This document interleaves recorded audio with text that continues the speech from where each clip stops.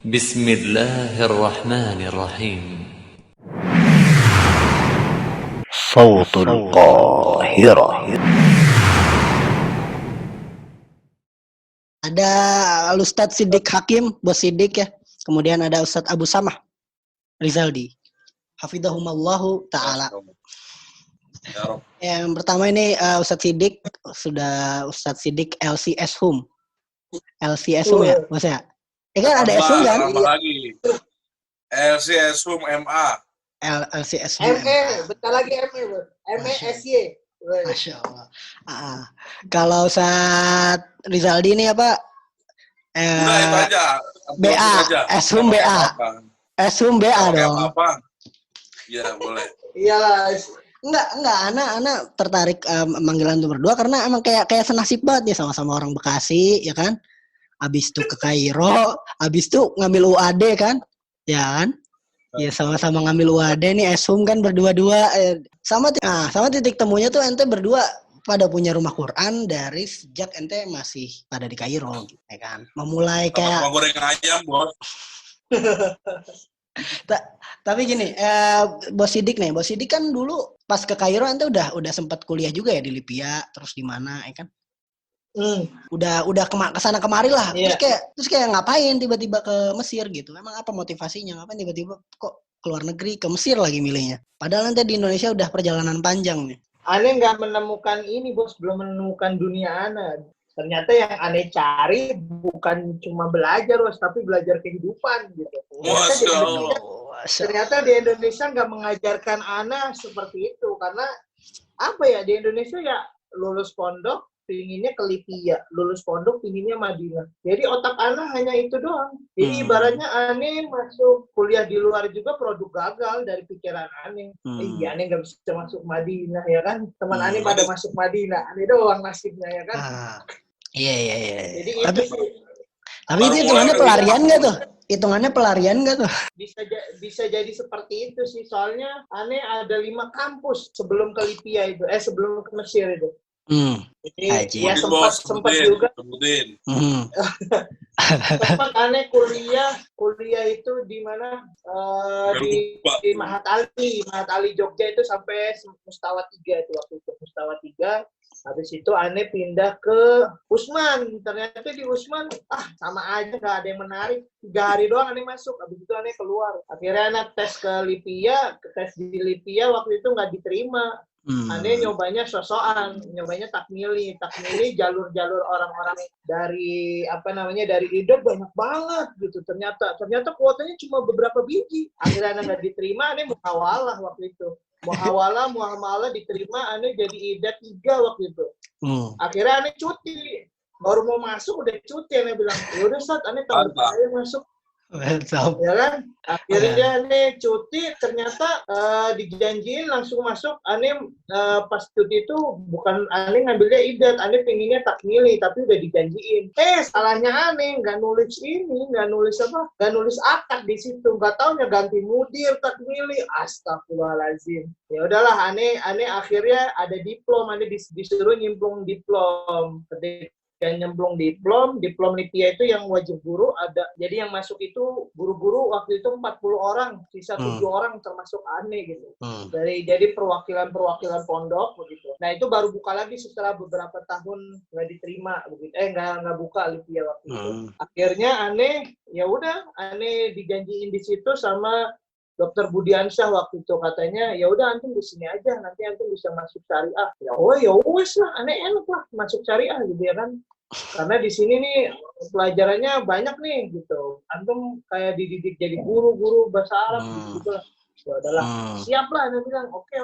Ada berjalannya jalan, Aneh nggak ini dong ngambil pelajaran dari yang kemarin. Aneh tetap mau takmili terus. Kata dia nggak bisa, nggak usah aja, udah di sini aja fokus, nanti dimasukin syariah. Ya udah, ketika Aneh mau ini ternyata nggak bisa, berubah lagi. Begitulah orang Arab lah, berubah mulu peraturannya. Ya udah, akhirnya Aneh sakit hati. Ya udahlah, Aneh nggak sakit hati juga sih sebenarnya. Hitungannya sama aja gitu. Kalau Aneh coba ke Mesir waktu itu. Ada persiapan apa-apa, nyoba daftar aja. Tiba-tiba ketemu ada ribet, ada istri, ngapain Anda di sini? Anda bilang, ya udahlah mengadu nasib gitu katanya. Katanya Mesir mengubah segalanya katanya. Masya Allah. Jadi, Masya Allah. tapi sebelum itu Ane juga jadi pagi di Libya, Ane ikut kuliah di UIJ namanya Universitas Islam Jakarta. Di daerah Jakarta Timur itu masuk semester 5 waktu itu Ane pas ke Mesir. Ane tinggal semuanya, udahlah. Jadi semua kegiatan di Indonesia tuh udah Ane keluarin dari kegiatan organisasi, apapun Ane bilang Ane pingin belajar toleransi. Ane bilang, akhirnya Ane ke Mesir. Padahal kalau Ane ngelanjutin ya bos ya, karir teman-teman Ane itu ini salah satunya itu pas ini 3 orang dinikahin sama, jadi ada 6 orang, 3 pasangan jadi ya, itu dinikahin sama Pak Hali semua itu. Padahal Ane udah kalau yang ketua Genpro itu sekarang Abah Iwan itu Ane udah akrab banget dulu gitu. Jadi Ane tinggalin semua dunia, Ane bilang Ane salapi, Ane bilang. Karena bilang Ane pengen belajar toleransi, Ane ke Mesir. Mantap. Ya itulah bos. Tapi ente RAM-nya gede banget ya. Bisa multitasking gitu. Iya, RAM-nya gede banget, bisa multitasking gitu. ROG bos, dia ROG. Terus juga udah di Mesir, ente masih ngambil lagi kan kuliah lagi di UAD. Ya kan jarak jauh. Ternyata di Mesir itu tidak semanis film KCB. Ustaz Arif. Ane sampai Mesir dengan penuh perjuangan, Ane harus memberikan proposal kemana-mana, harus Ane nyari ibu asuh, karena di situ Ane malu sama orang tua. Kenapa? Ane umur udah tua, udah 23, Ane harusnya udah lulus. 22, Ane masih kuliah semester 1, Ane bilang. Akhirnya Ane sebelum ke Mesir tuh sampai jual motor, Ane bilang Ane izin jual motor buat daftar ke Mesir nih, Ane diterima, Ane bilang. Terus Ane bilang, ibaratnya lu gak usah pusing biayain gua gitu. Gua cari duit sendiri ya. Akhirnya dengan cara formasi kita kan orang jalanan kan, ya cari orang tua asuh gitu. Jadi Ane nemuin orang tua asuh, Allah Ane doakan semoga beliau masih panjang. Jadi beliau dosen suami istri, dosen ekonomi di UI, jadi guru besar termasuk itunya. Keluarganya, mungkin kalau Ane ke sana masih itulah. Itu hampir biayain Ane di sana lumayan lah, bos. Begitu. Sampai Ane 3 bulan di sana juga dibiayain gitu. Cuma Ane bilang, kata dia, ibu biayain kamu 3 bulan aja begitu. Jadi setelahnya kamu mau makan ceker ayam, mau makan apa dulu, ibu di Amerika begitu, 3 bulan ibu nyari biaya, setelahnya ibu biar aja hidup. Ternyata nggak begitu, bos. 2 minggu Ane di Mesir, bos. Ane udah cari duit. Astagfirullah. Ternyata gak seindah KCB. Aduh, bener-bener dah Mesir. Ane harus Mesir, apa? Harus mencuci piring, bos. Cuci piring. Harusnya bakar ayam. Wah, harus goreng ayam. Begitulah. Oke, Masya Allah. Masya Ya, Allah. begitulah, bos. Begitu ya. Ini Tapi alhamdulillah. mau ke Mesir ya. Alhamdulillah nih perjalanannya, dan sekarang udah finish lah yang perjalanan di Mesirnya. BA Eshum Eshum LC Eshum. Ini sekarang Ustadz Rizaldi nih, ini kan beda nih, kalau beliau beda nih, nasibnya agak beda nih, nggak ngabdi dulu, ya kan? Ikan tahu-tahu berangkat dari anak SMA, ya kan? Umur berapa waktu itu? Tiba-tiba ke Mesir, nih apa nih? Waktu itu ke Mesir mau ngapain? Saya sebenarnya mau masuk UI, Pak. Saya masuk UI, cuman tesnya barengan, deketan lah. Ya udah sekalian aja naruh berkas buat simak, upload sama naruh berkas ke UIN. Waktu itu naruh berkas aja. Anak ngabdi, Pak, enak aja. Anak ngabdi 3 bulan. Tapi bukan ngabdi namanya, nyari duit. Oh iya. Ya maksudnya nggak dipotong waktu setahun, sama pondok lah, itulah. Oh tidak. Kalau saya normal, alhamdulillah. Gitu-gitu aja sih, standar aja sih. Tidak ada yang menarik dari hidup saya. Cuma ya begitu. Waktu berangkat ke Mesir, di awal-awal memang didukung sama saudara-saudara kita, satu perjuangan. Ketika pas sampai Mesir, tidak didukung lagi.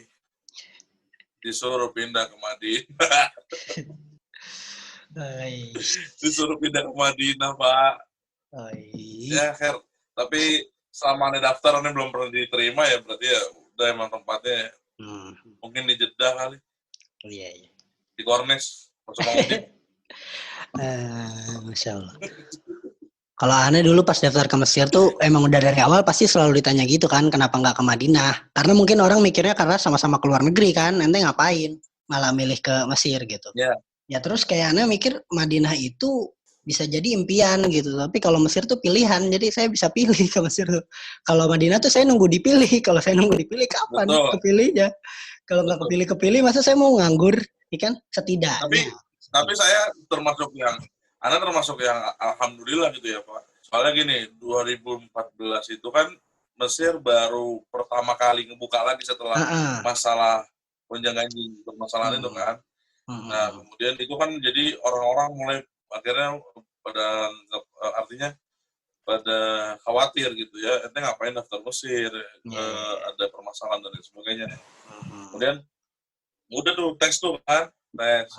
Ana sih sebenarnya pengen ini aja Pak, pengen coba kalau misalkan Ana daftar ke Timur Tengah tuh apakah dari orang-orang yang kayak Ana gini, SMA, terus yang memang dasarnya bahasa Arabnya ya so-so lah, standar-standar gitu ya. Kalau di pesantren di SMA Ana kan, itu apakah bisa, ternyata ya bisa juga gitu ya, alhamdulillah. Ya, Masya Allah lah. Oh. Nah, tapi ini sekarang orang-orang banyak juga kan, ya semenjak pandemi sih sebenarnya banyak orang yang mulai putus asa sih buat masalah ke luar negeri karena prosedur yang susah gitu. Nah, jadi orang butuh motivasi lebih nih buat ke luar negeri. Nah, ini Ana minta sedikit masukan, apa sih yang harus dicari dari luar negeri nih buat orang-orang yang sekarang pengen ke luar negeri nih, apa yang harus dicari gitu, motivasinya yang biar bisa nguatin gitu, ditambah sekarang banyak cobaan. Mungkin kalau dulu ente berdua daftar bisa jadi iseng, keterima berangkat gitu ya, nggak terlalu mengusahakan lebih keras. Tapi kalau sekarang orang harus PCR, orang harus tes ini dulu, tesnya juga online, pokoknya nyari banget lah semenjak sekarang. Apa motivasi yang kira-kira harus dikuatin kalau mau keluar negeri nih, Bos? Positif lah. Bos, Abu Sami dulu. Iya, ini aja, sebenarnya luar negeri atau dari luar negeri itu tergantung kita, mindset kita aja ya sebenarnya. Sama aja kalau emang dasarnya di luar negerinya, emang dasarnya kaya, emang di luar negeri juga udah nggak ada kerjaan juga gitu kalau emang dasarnya kaya. Cuman kalau emang dasarnya emang nggak punya duit mah, mau di Indonesia, mau di mana juga tetap harus nyari duit. Namanya juga perjuangan kan begitu. Cuman yang perlu ditekankan sih sama teman-teman atau di sini para viewer dari Suara Kairo, yang paling perlu ditekankan adalah niatnya sih Pak, gitu. Niatnya ini ke Mesir atau ke Madinah atau ke Sudan itu mau apa gitu ya, atau kemanapun ini mau ngapain. Maksudnya karena kita sudah sering dengar lah ya, mislukum kathir, sebagai kayak kalian tuh banyak yang antum punya modal di sini di Indonesia ini banyak banget gitu ya. Ibarat kata misalnya antum hafal 30 juz, ya di sana banyak hafal 30 juz beserta qiraatnya gitu. Kemudian kalau antum bisa atau paham jurumiyah, ya di sana jurumiyah standar-standar aja gitu dan lain sebagainya. Artinya tergantung niatnya gitu. Dan perlu ditekankan juga bahwa kemanapun kita berjuang, di situ harus kita respect sama tempat itu gitu. Berarti misalkan contohnya ke Mesir, ya ikutin lah bagaimana memang Mesir itu seperti itu gitu. Kita nggak bisa maksa keadaan, nggak boleh. Misalkan contohnya kayak Anda mau ke Mesir nih, tapi batu loncatan untuk ke Madinah contohnya, boleh saja gitu. Cuman jangan sampai menyamakan antara Mesir dengan Madinah, tentu berbeda gitu. Atau yang lain sebagainya. Nah, kalau misalkan mau ke Madinah, contohnya, jangan sampai niatannya hal-hal yang memang tidak sesuai. Contohnya gara-gara melihat Ustadz Firanda besar, kemudian melihat lulusan Madinah jadi kesannya besar juga gitu. Karena kan nggak semuanya begitu gitu. Karena teman-teman kita yang di Madinah pun kita tahu juga sama gitu. Dengan niatan baik dan niatan yang lurus, mereka memang jadi ulama yang memang luar biasa mumpuni. Tapi ketika mereka memang tidak ada niatan yang baik, ya main bola. Oke, Bos, ini ada tambahan? Sama sih Bos, sebenarnya ya kayak bos Abu Samih nih, ya bener niat. Ente niatnya apa yang dicari begitu. Kalau ente niatnya dari awalnya, saya cuma pengen ke Mesir melihat, Anda bilang jangan, ente menyesal. Ente pengen ke KCB, ente menyesal, Anda bilang. Gak bisa, Mesir itu bukan seindah KCB atau seindah Fahri, Abdullah, siapa tuh bintang-bintangnya? Enggak bisa begitu. Orang bos Sidik aja gak ketemu sama Ana ya, bos? Kenapa, bos? Gak ketemu sama Ana atau Fenisa kan? Iya. Ketemunya sama Ana mana? Iya, intinya kayak kalau orang ke Mesir tuh kalau dia nyarinya keindahan pasti kecewa, udah pasti kecewa gitu ya. Nyari kenyamanan. Ada indah di Mesir, di Hurghada. Iya. Maksudnya di tempat tinggal antum kalau dibandingkannya sama kehidupan di Jakarta kan maksudnya masih lebih nyaman dan lebih dari Jakarta kan, atau di Indonesia lah gitu. Tapi kan ada orang-orang yang ekspektasi kalau ke luar negeri itu pasti ekspektasinya luar negeri itu pasti lebih maju dari negara kita dan mereka ingin ngerasain kemajuan yang jadi experience baru gitu. Sementara kalau di Mesir experience-nya malah agak bertemu dengan manusia-manusia baru yang kok sepertinya begitu gitu kan. Yang mengecewakan lah kalau nyari hal kayak gitu. Tapi kembali lagi kalau niatnya belajar, ya tetap ada di sini tempat belajar kan, tidak dipungkiri. Gitu. Kalau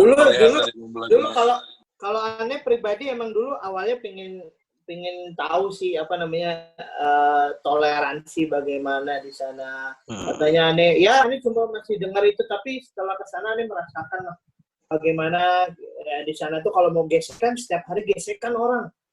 Orang teriak-teriak di sana tempatnya. Kayak orang Medan kayak di terminal sono. Orang marah-marah di sana. Orang nggak mesra sama pasangan ya ada di Mesir. Mana ada di dunia pasangan bilang ke istri bilang ke suami, "Nyakal, yakir, ya ibnu mitna," kayak gitu-gitu. Itu hanya ada di Mesir itu. Betak. Itu sama suami sendiri. Nah, tapi kalau niat anak dulu emang aneh pingin belajar pada tempatnya, pada ahlinya gitu. Jadi batu loncatan aneh dulu bukan pengen ke Madinah. Karena ketika waktu aneh 2016, alhamdulillah aneh ke Madinah, dalam hati kecil aneh bergemuruh, aneh bilang, ini bukan tempat aneh gitu. Kalau aneh di sini, mending aneh di Libya gitu kan. Dan di situ aneh, karena ngikut para teman-teman pada tes Mukobala, aneh ikut aja. Padahal di sini aneh belum punya berkas gitu loh. Yang penting dapat nomor, aneh tes gitu. Tapi aneh waktu itu batu loncatan, aneh pingin ke Mauritania waktu itu. Waduh, Masya Allah. Rencananya seperti itu ya. Iya. Tapi bisa aneh lihat juga ya. Ini tuh karena mungkin kita juga orang yang ada di Jabodetabek gitu ya. Terus kayak kalau misalnya kita kuliahnya di Libya atau di Jakarta gitu, kita ngerasa ya udah biasa gitu. Nggak ada sesuatu yang lebih mengasah diri lagi dari kehidupannya. Karena kita tinggal di rumah sendiri, paling juga kalaupun ngekos nggak akan jauh dari rumah, jadi nggak terlalu terasah dirinya gitu. Kalau misalnya kita pergi lebih jauh, nah itu bakal lebih ngasah diri. Mungkin beda dengan orang di luar Jakarta yang ketika ke Jakarta tuh mereka hitungannya udah ngerantau, jadi mereka udah bisa ngasah diri di Jakarta. Nah ini di luar mereka nyari ilmu atau enggak, karena kan ilmu mah di mana-mana sama ya ada ya. Sebenarnya kalau misalkan masalah pergi atau merantau sendiri itu sih memang ada hal baiknya juga ya. Kita bisa yang tadinya melihat orang-orang yang sekitar kita dekat-dekat saja, kemudian kita jauh. Rasanya kayak orang Jawa Barat atau orang Jawa Tengah atau orang itu semua keluarga kita gitu ya. Ya memang artinya punya kekeluargaan sendiri yang tadinya mungkin jauh gitu ya, mungkin jauh. Kita terpisah sama waktu dan terpisah sama tempat, tapi ketika di satu tempat yang dinamakan perantauan itu sendiri menjadi lebih baik gitu. Dan itu sih yang perlu ditekankan sama teman-teman yang memang pengen belajar ke manapun, bahwa ketika kita hidup di tempat lain, kita harus majemuk ya, kita nggak bisa infirodi gitu, ibaratnya kita nggak bisa sendiri-sendiri gitu.